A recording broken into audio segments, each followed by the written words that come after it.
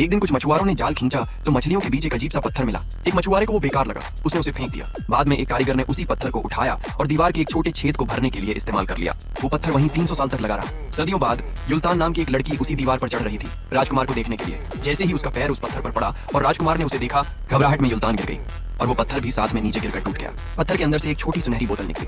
जिज्ञासा में लड़की उसे घर ले गई। साफ करते वक्त जैसे ही उसने बोतल का ढक्कन खोला, पूरा कमरा लाल और काले धुएं से भर गया और उसमें से एक जिन्न बाहर निकला। जिन्न को देखकर युल्तान बेहोश हो गई, लेकिन जमीन पर गिरने से पहले ही जिन्न ने उसे पकड़ लिया।